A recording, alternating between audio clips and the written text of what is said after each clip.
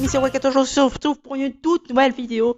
Et aujourd'hui, je vais vous partager mes pronostics sur SummerSlam 2022. Je suis hypé de fou par ce pay-per-view, enfin ce PLE, Premium Live Event. Parce que déjà, apparemment, Triple H a des plans. Je sais pas si vous avez suivi l'actualité, mais maintenant c'est lui qui est à la tête du contrôle créatif. Et il a dit qu'il veut frapper fort. Il a dit qu'il a entendu Seth Rollins. On va y revenir tout ça après et j'ai trop hâte de voir ça. Bref, on va commencer par le premier match. Le premier match, c'est tout simplement Pat McAfee contre Happy Corbin. Pas du tout hypé de ce match, mais je pense quand même que Pat McAfee va battre Happy Corbin, le face qui va encore battre le heel, et Happy Corbin qui sa carrière est un petit peu détruite. Elle est détruite, moi je trouve. Elle a plus aucun intérêt. Voilà, je vais pas m'égarer sur ce match, c'est tout ce que j'ai à dire. Bref, maintenant on va passer au deuxième match. Le deuxième match, c'est simplement Logan Paul contre The Miz. Je pense que, encore une fois, le face Logan Paul va battre The Miz. Pourquoi pas? Rivalité, moi je trouve assez intéressante. Assez intéressante. Logan Paul qui nous avait qui nous avait prouvé que il était assez bon en tant que catcheur. Parce qu'à WrestleMania, il nous avait sorti une belle prestation. Et je me dis, contre The Miz, ça pourrait être pas mal. Donc, bon, après, le Miz aussi, hein, c'est un très bon heel. Il a ramené sa femme. Maintenant, on va passer au troisième match. Le troisième match, tout simplement les Mysterio, Rey et Dominic contre le Judgment Day, Damien Priest et Finn Balor qui sont accompagnés de Rhea Ripley. Je pense que les Heel Judgment Day vont battre les Mysterio tout simplement parce que les Mysterio n'ont pas besoin de cette victoire. Ils ont déjà gagné à Raw face au Judgment Day. Et je me dis, les Judgment Day, du coup, à mon avis, je pense Finn Balor va faire un coup de gras sur Rey ou sur Dominic, ça dépend.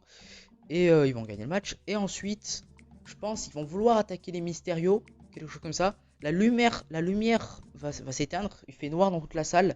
Et on va avoir le retour de Edge qui va attaquer petit à petit tout le clan. Et qui va se venger, pourquoi pas, de tout le clan. Et qui va s'allier avec les Mysterio. Moi je dis que ça pourrait être pas mal. Le retour de Edge que j'ai très hâte de revoir. Et puis même, apparemment, il y avait une rumeur qui disait qu'il devait revenir ce lundi à Raw. Mais au final, Triple H il a dit on va le faire revenir à SummerSlam et je trouve que ça serait pas mal. On veut faire un PLE qui va marquer tout le monde, ben let's go quoi.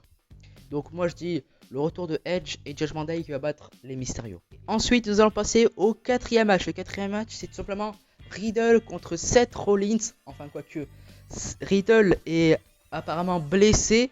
Il s'est blessé en fait lors de l'épisode de Raw quand Seth Rollins l'a attaqué. Bon, je me souviens plus quelle partie du corps il s'est blessé, mais c'est kayfabe, hein, c'est totalement faux, c'est juste pour la storyline. Et du coup, la WWE ils se sont dit on va repousser ce match, il serait prévu à Clash at the Castle, mais il y a des rumeurs qui disent que Seth Rollins va affronter un autre catcher pendant SummerSlam parce que Rollins en fait il va faire un tweet sur Twitter et il va dire genre il va s'excuser à ses fans, genre il va dire je suis désolé, je travaille toute l'année pour avoir cette place et malheureusement bah, écoutez c'est comme ça, c'est la vie.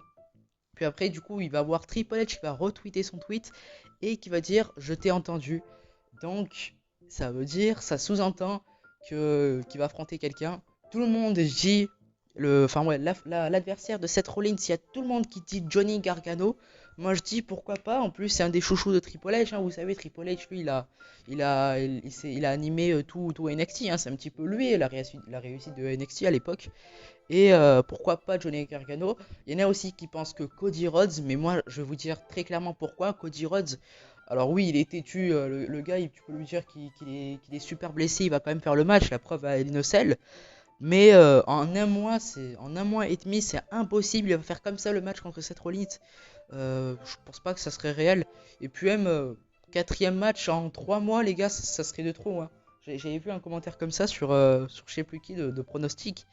Mais il y avait quelqu'un qui avait dit c'est de trop ce match. Et je trouve qu'une quatrième fois Seth Rollins contre Cody Rhodes, oui, ils ont une belle alchimie, mais ça serait dommage quand même de le faire beaucoup trop de fois. Et je pense pas. Il y a aussi des gens qui disent Bray Wyatt. Il y a des gens aussi qui disent Randy Orton, parce que c'est le partenaire de Riddle, il va se venger de Seth Rollins. D'ailleurs, on a vu un super match à WrestleMania 31.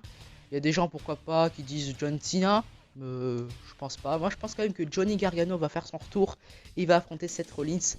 Et dans tous les cas, si Seth Rollins fait le match et que c'est même pas Johnny Gargano, à mon avis, ça sent très mauvais pour Seth Rollins.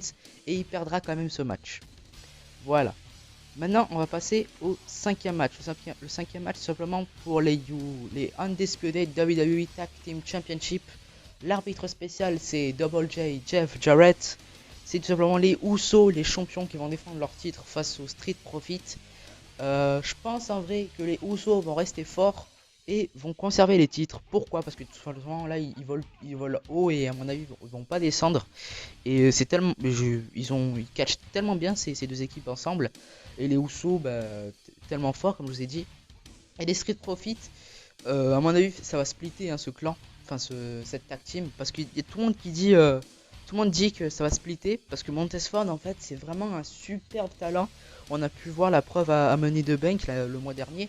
C'était mais un gars excellent, enfin au début du mois quoi. C'était un gars excellent, il nous a sorti de telles prestations avec son frog splash là, il vole tellement haut, enfin c'est incroyable à chaque fois quand il monte sur le ring. Et je pense que Angelo Dawkins c'est désolé un petit peu un poids mort et Montesford a besoin de catcher seul et à mon avis dans nos 3 ans il deviendra champion du monde, hein, ça c'est sûr. Et du coup je pense quand même que rester sur une équipe qui reste fort mentalement, c'est le plus logique. Donc les Usos vont conserver les titres, mais ça reste à mon avis ça va rester à mon avis un très bon match. Voilà. Maintenant on va passer au sixième match. Le sixième match simplement pour le Raw Women's Championship. Simplement Bianca Belair contre Becky Lynch. Souvenez-vous l'année dernière, Bianca Belair était championne de SmackDown. Elle devait défendre son titre face à Sasha Banks. Sasha Banks qui pour des problèmes, pour des raisons, elle ne pouvait pas se présenter au show. Du coup Becky Lynch va faire son retour et elle va le battre en 8 secondes quoi.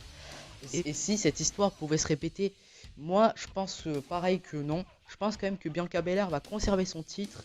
Mais après Becky Lynch, moi ça m'irait très bien parce que je suis vraiment fan de Becky Lynch, j'aime beaucoup cette catcheuse, elle est énorme je trouve. Et leur match à WrestleMania je vous le conseille, à WrestleMania 38 est excellent. C'est vraiment deux super catcheuses. Mais je pense quand même que Bianca Belair est une super championne et ça serait compliqué de les abandonner. À mon avis quand même elle va conserver le titre. Voilà. On passe tout de suite au septième match. Le septième match c'est simplement Bobby Lashley contre Theory pour le United States Championship. Alors là, mais il y a plusieurs scénarios. Soit Bobby Lashley pourrait conserver le titre et du coup Theory perd et il va pouvoir cash in à la fin du show. Ça on y reviendra dans le main event après.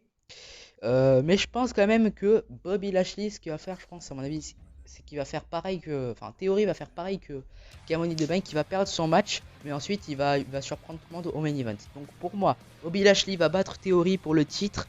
En plus, superbe rivalité, franchement j'adore ces deux catcheurs, ils sont énormes, mais ils catchent très très bien. Leur match à Money the Bank était très bon d'ailleurs, je vous conseille d'aller voir. La qualité est très bonne.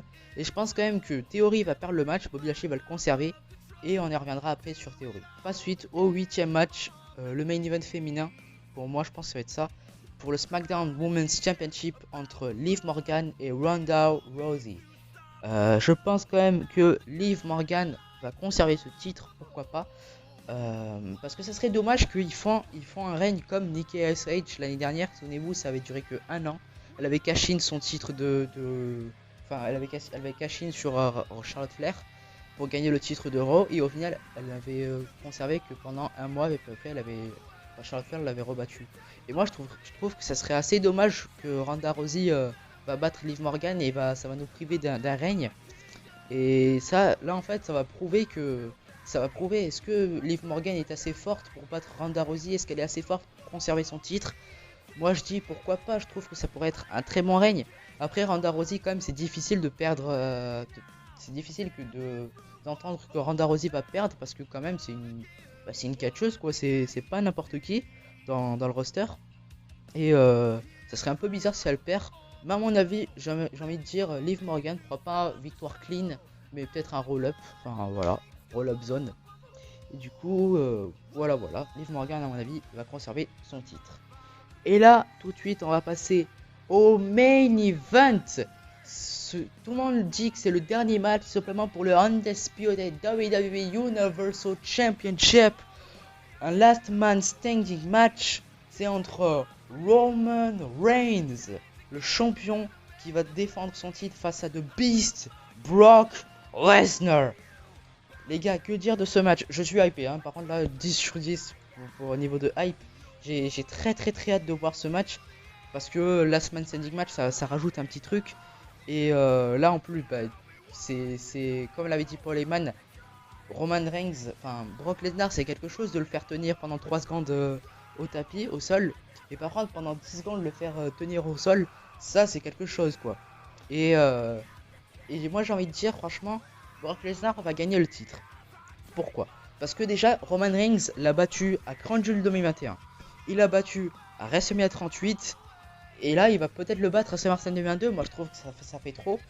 Je trouve que ça serait un petit peu réduire à néant la carrière de Brock Lesnar. Parce que je trouve que ce catcheur, c'est plus un clown que un catcheur. Parce que sa carrière, ça n'a aucun sens maintenant, je trouve. Et du coup, une belle victoire, ça lui ferait pas de mal.